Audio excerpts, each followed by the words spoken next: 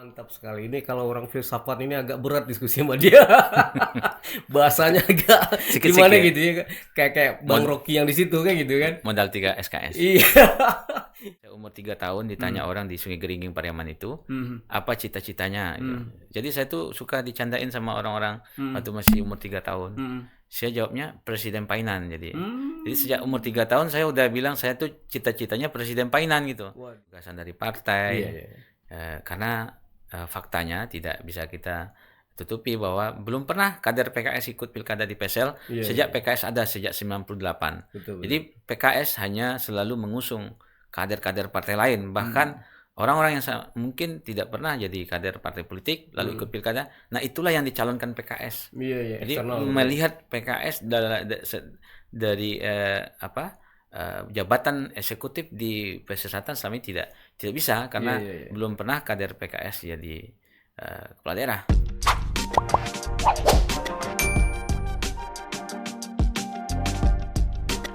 Assalamualaikum warahmatullahi wabarakatuh. Alhamdulillah, syukurillah, salam pada Rasulullah Muhammad SAW. Kita mulai dengan membaca basmalah. Bismillahirrahmanirrahim. Bismillahirrahmanirrahim. Dunsana Podcast, mau tak lama di PKS TV. Hari ini kita akan menghadirkan tamu yang sangat luar biasa dan spesial. Beliau adalah mantan calon wakil bupati Pesisir Selatan. Juga pernah duduk di anggota Dewan DPRD Provinsi Sumatera Barat dari PKS. Dan hari ini beliau juga akan maju lagi untuk DPRD Provinsi Sumatera Barat dari PKS ya, nomor 2 mewakili Pesisir Selatan. Kita sambut dengan tepuk tangan Bapak Hamdanus. Assalamualaikum warahmatullahi Waalaikumsalam warahmatullahi Sehat? Sehat, Bang? Sehat, alhamdulillah. Kita Masih. panggil Pak Hamdanus ya karena mantan bupati mantan ya boleh. jadi terima kasih atas kehadirannya. Kita undang di Sama-sama. podcast ini. Mudah-mudahan akan memberikan pencerahan untuk kita bersama. Boleh silakan Pak Hamdanus sapa-sapa pemirsa kita dengan Dunsana Podcast kita. Silakan. Assalamualaikum warahmatullahi wabarakatuh. Dunsana Waalaikumsalam. Podcast yang saya cintai. Alhamdulillah saya juga ada tagline penyambung lidah Dunsana. Jadi klop. Saya menyapa Dunsana karena saya adalah penyambung lidah Dunsana. Penyambung lidah Dunsana. Oke. Baik, ini menarik nih tagline nih. Penyambung lidah Dunsana. Biasanya orang menyampaikan visi-visinya macam-macam lah kan, tapi ini penyambung lidah Dunsana. Ini sangat tepat sekali tagline-nya. Apakah beliau ini adalah ada background dari alumni dari filsafat Islam, jadi tagline-nya itu ada bau-bau filsafatnya gitu kan. Boleh cerita sedikit tentang penyambung lidah Dunsana ini gimana Pak Hamdanus? Ya, filosofinya kan kalau secara kalimatnya tuh atau tagline-nya tuh penyambung lidah Dunsana. Iya. Nah, artinya ada yang diharapkan Dunsana kita. Mungkin mereka ucapkan atau kita tangkap secara batiniah kita. Iya. Artinya hati perasaan mereka sekali lagi yang baik yang diucapkan maupun tidak itulah yang kemudian mau kita suarakan. Iya. Nah, itulah kita penyambung. Jadi bukan tulisannya penyambung lidah Dunsana, tapi sesungguhnya juga penyambung lidah dan hati Dunsana kita. Masya Allah, mantap sekali. Ini kalau orang filsafat ini agak berat diskusi sama dia. Bahasanya agak Sikit-sikit. gimana gitu ya. Kayak Bang Rocky yang di situ kan gitu kan. Modal 3 SKS. Iya. Ya baik. Pak Hamdanus ini juga tamatan dari UI. Ya, alhamdulillah saya sempat kuliah di Sempat kuliah di UI. Ini selesai. berkelas ini kalau UI ini. Jurusan apa, Bang?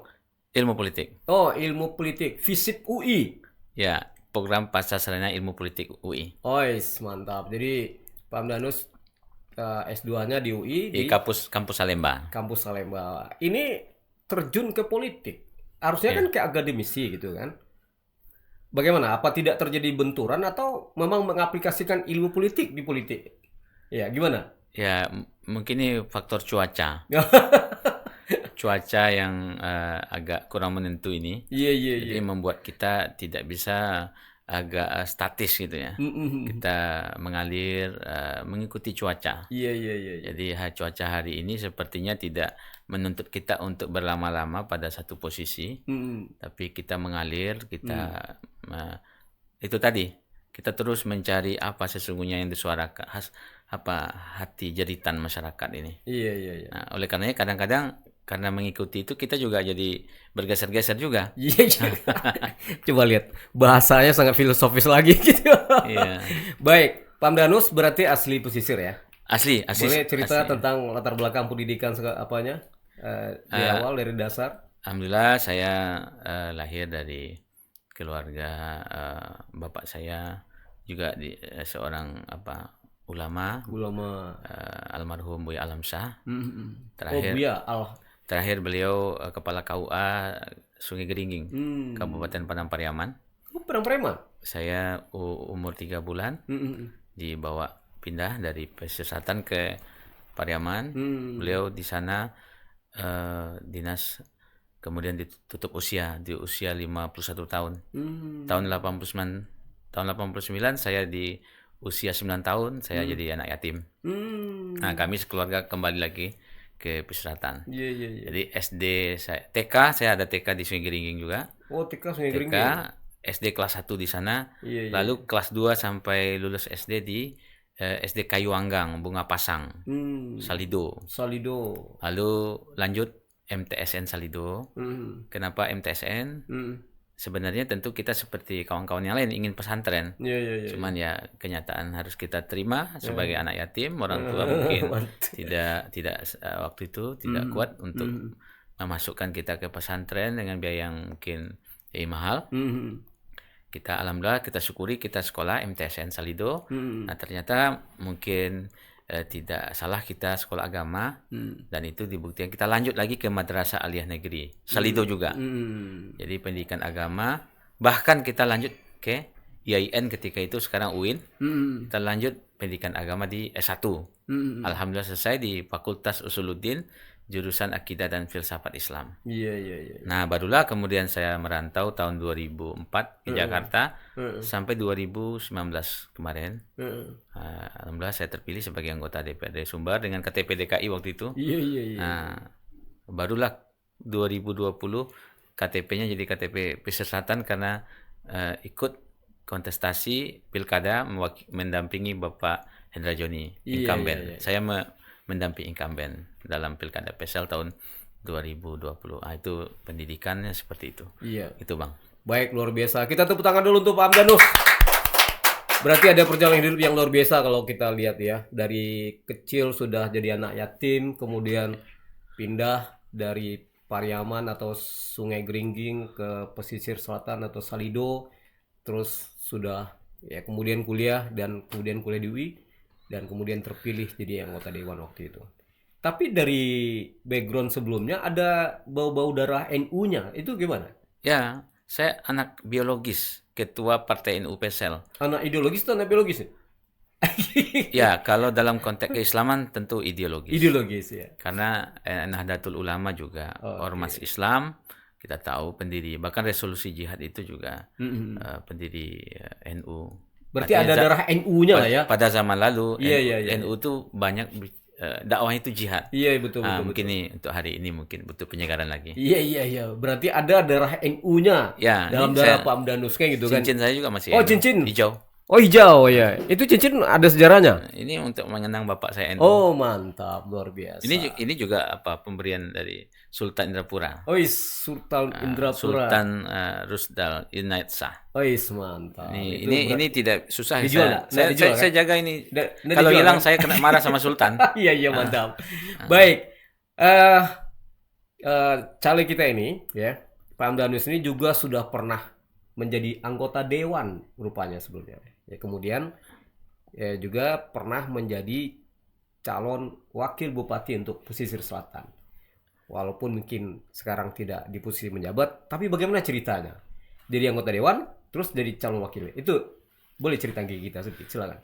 Ya, memang kalau kita harus jujur harus kita buka, walaupun nggak mungkin kita buka selebar-lebar sedalam-dalamnya. Tapi mesti kita agak sedikit buka juga karena potongan-potongan cerita itu kan bisa mengaburkan apa sebenarnya yang terjadi. Iya.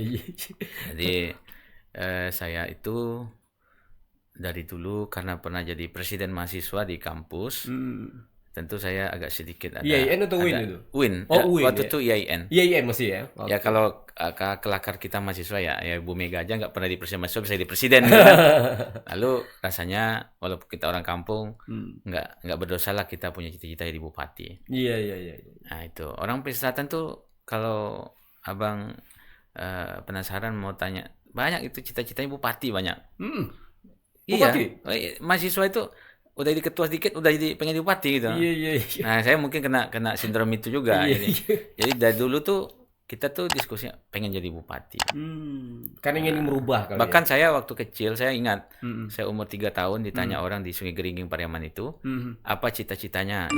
Jadi saya tuh suka dicandain sama orang-orang waktu masih umur 3 tahun.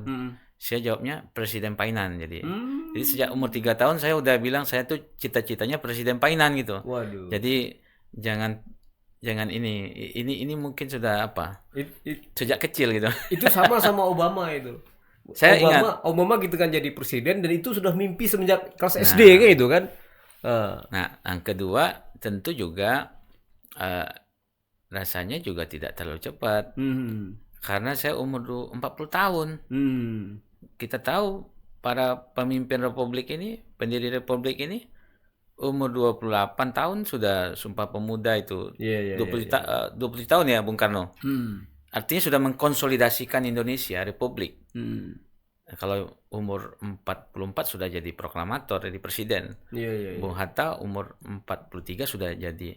Nah saya umur 40 tahun baru mau jadi calon wakil bupati. Rasanya juga tidak terlalu cepat. Nah paling mungkin yang banyak disayangkan oleh dunsanak kita. Sebenarnya dunsanak kita semua juga. Yang dulu memilih kita dunsanak kita.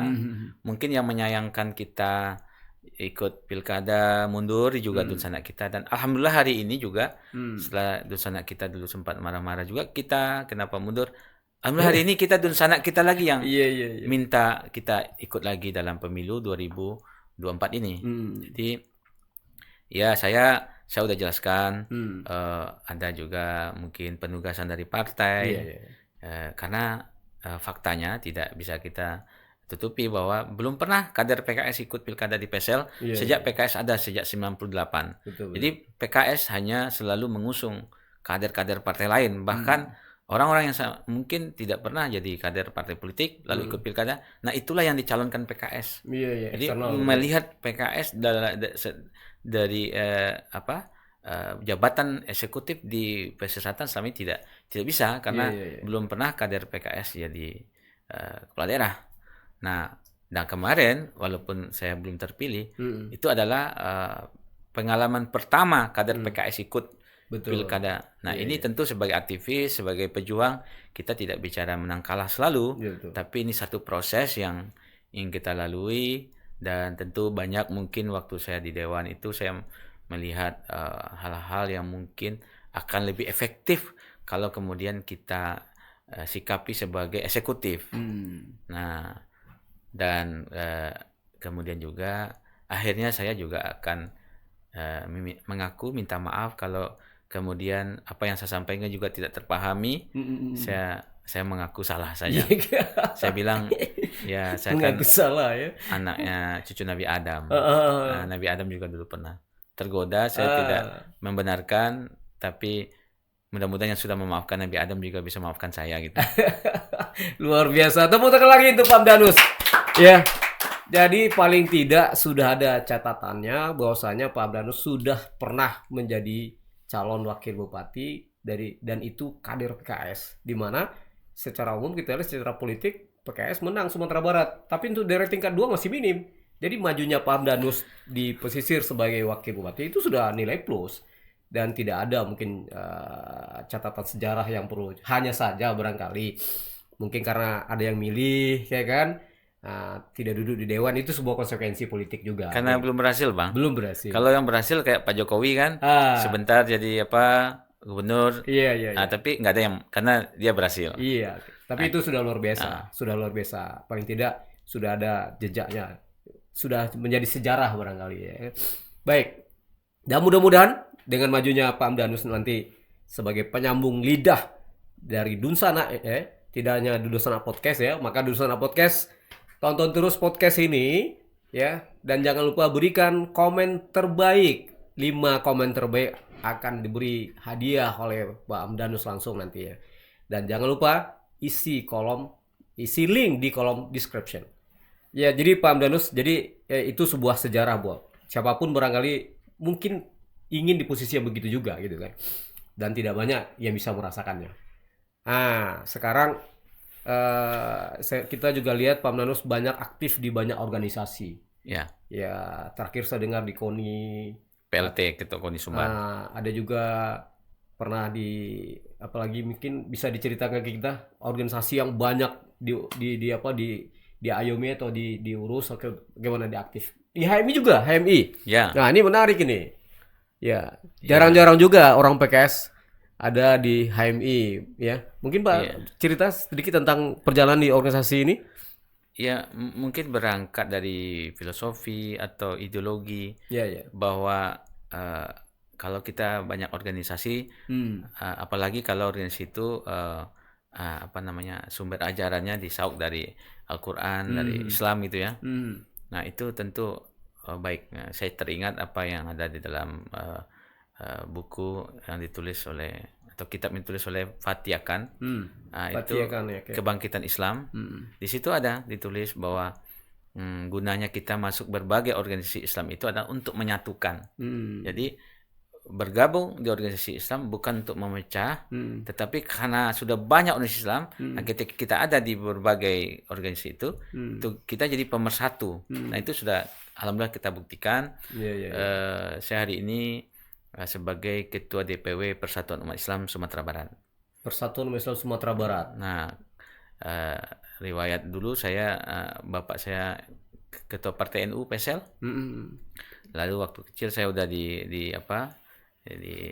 diantar untuk berguru ke Ketua Muhammadiyah. Muhammadiyah juga. Pesisir Selatan. Saya guru saya adalah Ketua Muhammadiyah.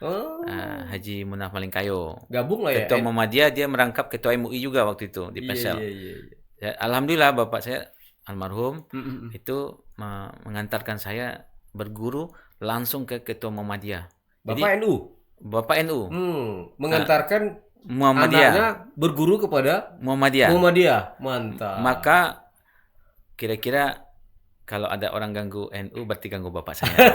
Kalau dia ganggu Muhammadiyah berarti ganggu guru. Mantap. Itu sudah terbangun dari dahulu. Iya. Nah, ketika di kampus saya memilih aktif di Himpunan Mahasiswa Islam. HMI. Saya HMI karena saya tertarik karena ini adalah organisasi mahasiswa terbesar, bukan organisasi Islam ya, tapi organisasi mahasiswa Indonesia terbesar di Republik ini. Betul. Namanya HMI, Himpunan Mahasiswa Islam, dan saya hanya aktif mungkin sampai komisariat waktu itu. Tapi hari ini alhamdulillah saya terus tidak jauh dari keluarga besar HMI sebagai salah satu Dewan Pakar Kahmi Sumatera Barat. Yang di situ ada Pak Sekda Sumbar juga di situ. Ada banyak dosen juga, banyak pokoknya di Dewan Pakar Kahmi Sumbar. Sebagaimana juga di PKS saya juga sekretaris Dewan Pakar. Jadi dengan itu kita kemudian selalu ikut perkembangan perjalanan organisasi ini. Iya, menarik sekali dengan pengalaman organisasi Pak Hamdanus. Jadi yang menariknya adalah bapaknya Pak Hamdanus yang NU kemudian mengantarkan ke gurunya yang Muhammadiyah. Jadi beliau ini adalah jembatan NU dan Muhammadiyah gitu kan. Ya. Makanya sekarang PUI, Persatuan Umat Islam. Persatuan Umat Islam, luar biasa. Jadi ini pengalaman organisasi ini mahal juga, dan tidak banyak juga orang kadang-kadang suka tetap di satu organisasi saja kayak gitu kan. Nah, jadi ini pasti memberikan dampak kepada leadership seseorang, kematangan ya dalam organisasi. Ini sangat menentukan untuk pemimpin. Nah, kalau kita bicara tentang pesisir selatan barangkali ya. Kita lihat pesisir selatan ini menjadi salah satu tujuan wisata yang sangat mahal hari ini. Ada banyak objek wisata yang di awal-awal orang cuma lihat pantai saja, tapi pesisir merubah mindset itu. Nah, pesisir juga punya gunung, bukit, punya sawah, punya laut, punya sungai gitu kan. Tapi ada satu hal yang mungkin menjadi pertanyaan buat kita secara statistik ya. Ternyata angka kemiskinan di pesisir selatan ini masih tinggi, malah yang paling tinggi tetap Padang. Heran juga kenapa Padang paling tinggi, mungkin jumlah penduduk lebih banyak, tapi pesisir nomor 2, disusul yang lain. Pariaman, Padang Pariaman juga. Kira-kira bagaimana Pak Amdanus melihat soal kemiskinan di pesisir ini? Ya, ini kan ekonomi ini termasuk kita diberikan satu kebebasan bahkan oleh Nabi kita Nabi Muhammad, antum a'lamu bi umurud dunyakum, kamu lebih tahu tentang urusan dunia. Ekonomi ini urusan dunia. Nah, tentu ikhtiar di sini yang penting. Ikhtiar dan sumber daya yang sudah ada itu mesti dikelola. Kalau dalam konteks pemerintah juga, pemerintah harus bisa kemudian mengayomi itu semua, menyiapkan regulasinya, kemudian ya juga anggarannya segala macam. Kalau nggak cukup dengan APBD, APBN gitu.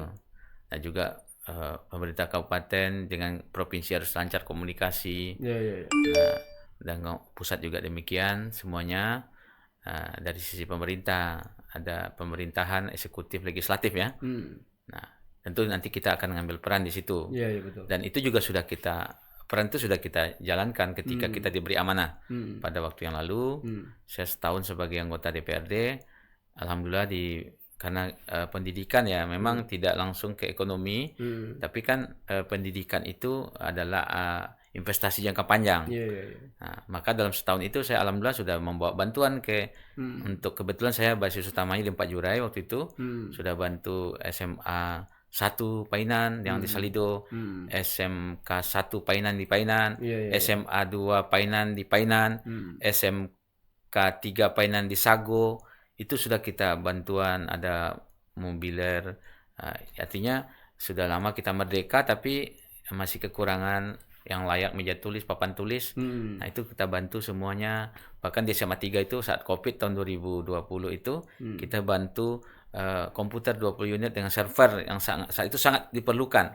Nah, harapannya kan ada lahirlah generasi yang cerdas, yang kemudian bisa melihat dunia luar. Nah, dia bisa belajar baik secara langsung maupun juga mungkin secara di sosial media untuk tahu gimana perkembangan di dunia luar. Nah, kemudian baru di follow up dengan studi banding, kemudian atau menghadirkan orang-orang yang berpengalaman. Jadi bukan yang coba-coba gitu ya.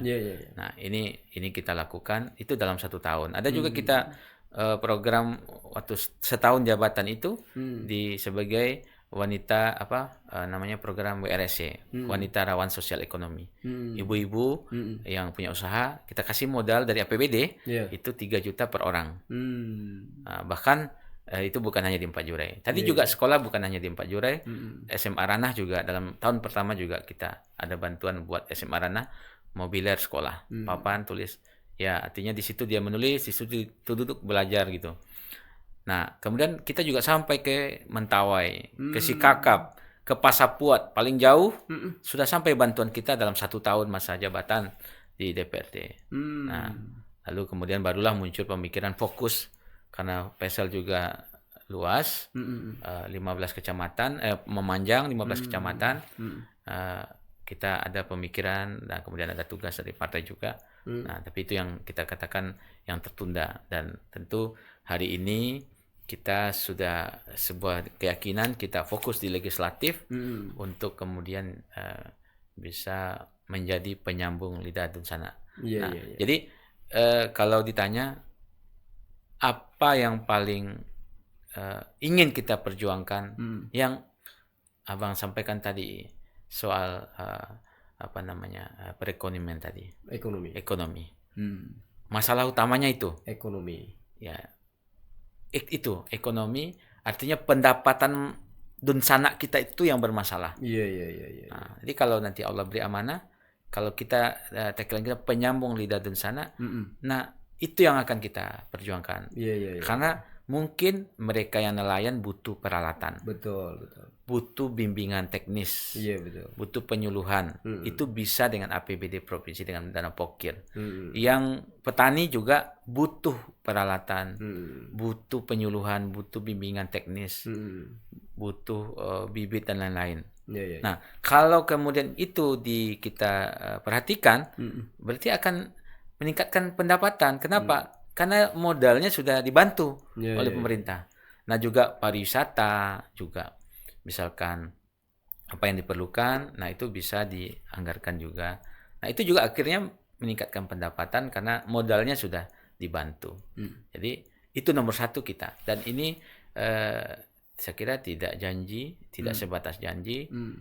Janji sekarang orang udah agak alergi ya. Kau yang berjanji, kau yang mengingkari kan, kau yang mulai, kau mengakhiri. Nah, kita tidak berjanji, kita hanya berkomitmen menjadi penyambung lidah Dusana.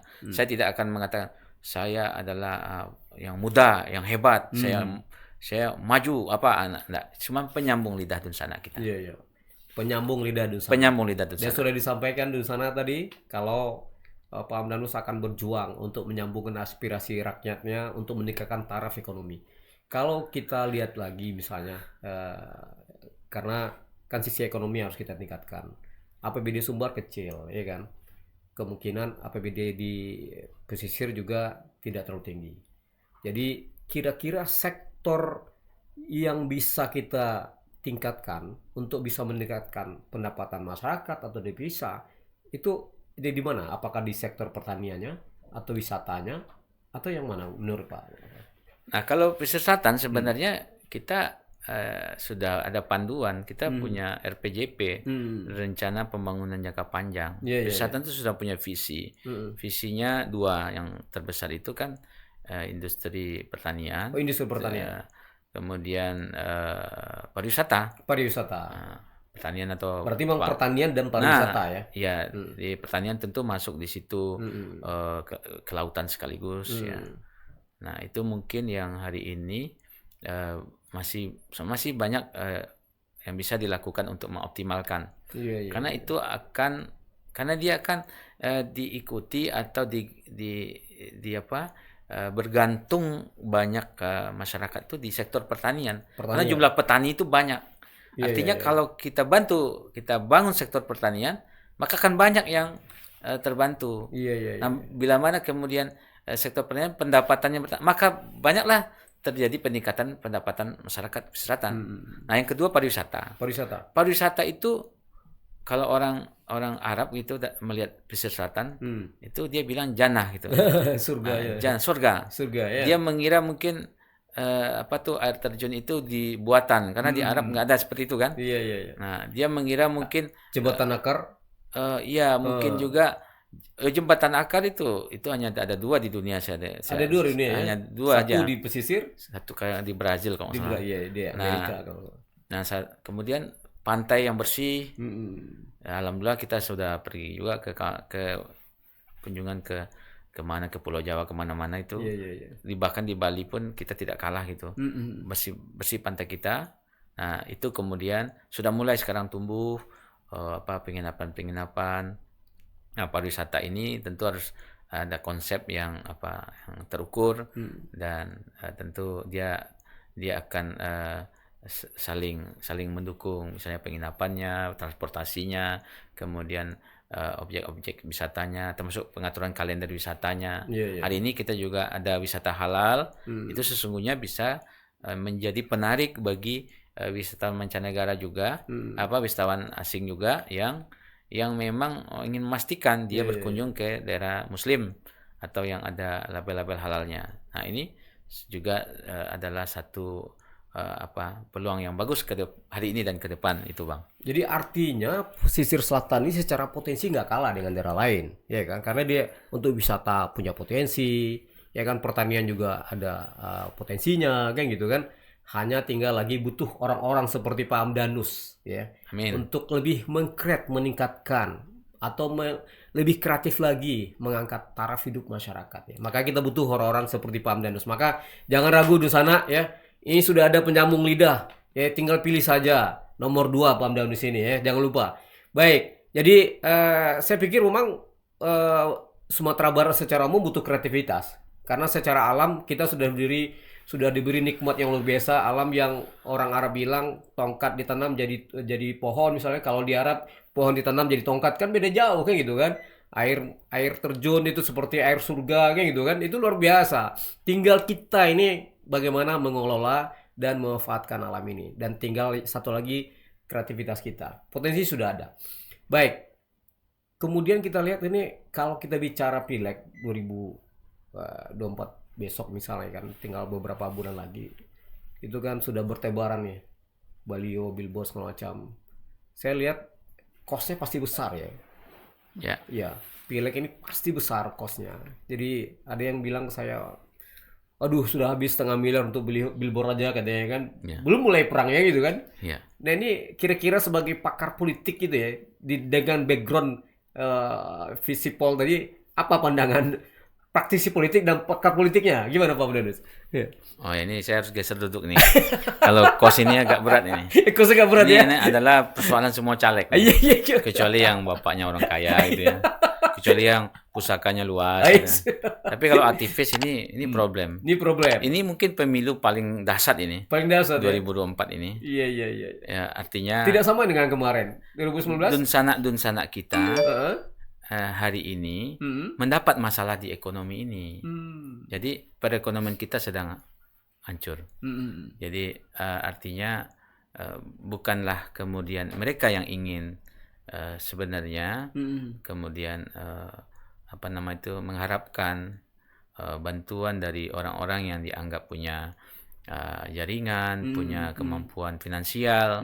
Karena kan orang mengasumsikan calon-calon pejabat itu kan orang yang berduit, yang banyak duitnya, dan orang juga tidak menunggu setelah dia menjabat, tapi ingin membuktikan. Iya betul. Apa ionya badun sana Jawa. Coba coba gini lu. Kini awak dapat masalah kok. Ada sana awak kok ada yang kecelakaan, ada yang sakit, lalunya tak ada BPJS. Iya. Kok di dun sana kok bahasa Minang Jawa leh. Iya. Ya kan? Jadi Bang artinya mereka sebenarnya keadaan. Nah, disinilah kemudian organisasi yang banyak itu, kawan-kawan yang banyak itulah yang membantu kita. Dilihatnya wajah kita ini udah mulai kusut-kusut gitu ya. Ini caleg kita ini udah pusing ini gitu. Nah, lalu dia bantu. Kawan-kawan organisasinya bantu. Nah, dia agak berbeda mungkin karena dengan pendidikan yang lebih baik mungkin mereka sudah tahu bahwa caleg itu tidak semuanya istilahnya orang kayo balinda gitu kan. Tidak semuanya itu kapagulo. Nah, lalu dia ikut membantu kita, ikut meyakinkan masyarakat. Nah, sebanyak organisasi kita itu, sebanyak itulah datang bala bantuan. Mantap. Sehingga makin hari ya kita makin makin terbantulah dengan jumlah banyak yang kawan yang banyak itu. Dunsanak kita, apakah dunsanak pertalian darah, pertalian organisasi, dan sama alumni. Nah, itulah yang kemudian membantu. Kalau enggak, waduh, kita pasti akan mengalami masalah yang sangat berat. Mungkin ada juga caleg itu yang mundur gitu ya. Udah nggak kuat lagi dia. Iya. Ada hantaman badai pemilu ini keras ini kan. Ada yang mundur atau diam-diam mundur gitu ya. Nggak bergerak lagi. Nah, kalau kita dengan filosofi pandai bakawan sekali layar terkembang, kita pantang surut ke belakang. Maju terus. Oke. Ini luar biasa. Tepuk tangan dulu untuk Pak Abdanus. Caleg nomor 2 ya untuk DPRD Provinsi Sumatera Barat dari PKS ya. Dan kita yakin dengan pikir-pikirannya akan menjadi penyambung lidah rakyat. Ini yang luar biasa. Sebenarnya banyak orang tidak tahu Pak Abdanus ini orang penting untuk Sumatera Barat ya. Jadi kalau tidak salah nih orang yang sangat berpengaruh untuk munculnya duet Audi dan Buya Mahyildi. Iya, tapi banyak orang tidak tahu. Iya Pak ya? Oh, kita biasa aja. Baik.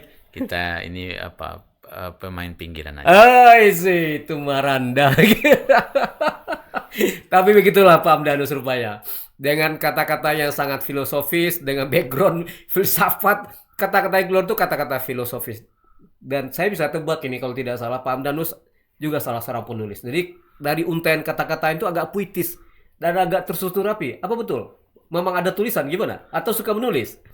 Ya kan apa namanya? Bahkan sekarang pun ada istilahnya dalam berkampanye kita berpuisi. Oh, berpuisi. Dalam mengabdi kita berprosa. Wais, mantap. Ya. Kalau salah tolong dikoreksi. Oke. Tapi berarti ada tulisan. Artinya mestinya secara filosofinya iya. Semestinya dalam mengabdi lebih baik lagi dibanding masa kampanye. Oke. Nah, kalau tulisan alhamdulillah saya sempat juga tulis tentang Pilpres juga ada kemarin. Pilpres. Menimbang peluang Anies jadi presiden sudah pernah kita tulis, kita bagi-bagikan. Iya. Nah, itu waktu itu masih belum gabung PKB itu. Nah, sekarang sedangkan itu kita lihat sudah ada peluang apalagi sekarang. Iya. Berarti di Pulau Jawa. Tagline ini tidak salah. Tidak salah penyambung lidah Dunsana. Karena pantulan-pantulan lidah dari Pak Hamdanus ini betul-betul mengalir lancar dan sangat filosofis, sangat diplomatis.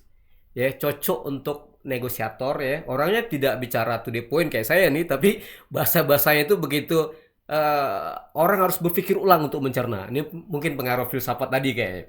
Tapi ini cocok. Tagline ini sangat luar biasa. Jadi sekali lagi Dunsana Podcast ini Pak Hamdanus adalah caleg PKS nomor 2 untuk Dapil 8 ya, Pesisir Selatan. Mentawai.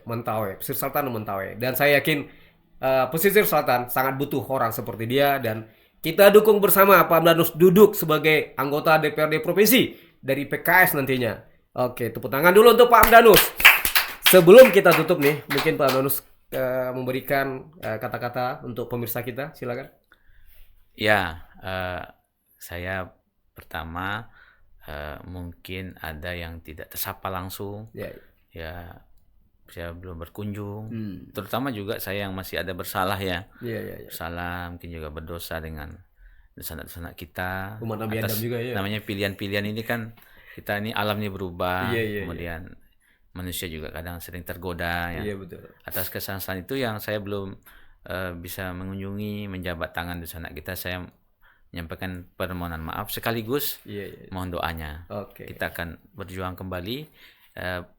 Menonton atau melihat saja itu saya yakini bukanlah pilihan terbaik. Nah, kita dengan berbagai problematika kebangsaan, keumatan, kedaerahan, kita mesti mengambil satu ruang, satu posisi yang strategis. Saya yakin DPRD Sumatera Barat adalah satu posisi strategis, terutama sebagai penyambung lidah Dunsana kita.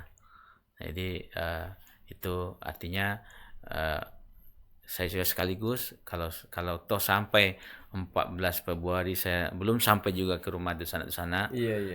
Mudah-mudahan pertemuan kita di podcast ini bisa menyampaikan bahwa saya memang sangat mengharapkan dukungan restu dari Dunsana kita di Pesisir Selatan dan Kepulauan Mentawai. Alhamdulillah untuk sekarang kalau Pesisir Selatan sudah semua kecamatan kita kunjungi dan Mentawai sudah 30 sudah kita kunjungi. Alhamdulillah saya sudah ke Sipora, di periode ini sudah ke Siberut dan sudah ke Sikakap. Itu salah satu bentuk bahwa saya ingin bertanggung jawab. Kalau kita nggak ingin bertanggung jawab kan nggak perlu kita kunjungi. Kalau kita sudah datang, ada dokumentasi, video segala macam, ada orang milih satu orang saja, lalu kita akan terikat tanggung jawab. Nah itu sudah kita ambil tanggung jawab itu dan ini adalah semangat saya sebagai penyambung lidah Dunsana. Baik, luar biasa dari Pak Hamdanus sebagai penyambung lidah Dunsana. Demikian barangkali percakapan kita dengan Pak Hamdanus. Mungkin keterbatasan waktu kita untuk mengekspor banyak hal dari beliau. Saya yakin kita butuh masyarakat Pesisir Selatan dan Mentawai sangat butuh figur seperti Pak Hamdanus. Dan mudah-mudahan kita doakan Pak Hamdanus memang menjadi anggota dewan nantinya di DPRD Provinsi Sumatera Barat. Amin. Ya, demikian barangkali podcast kita pada hari ini. Banyak banget. Assalamualaikum warahmatullahi wabarakatuh. Waalaikumsalam warahmatullahi wabarakatuh. Terima kasih. Jazakallah.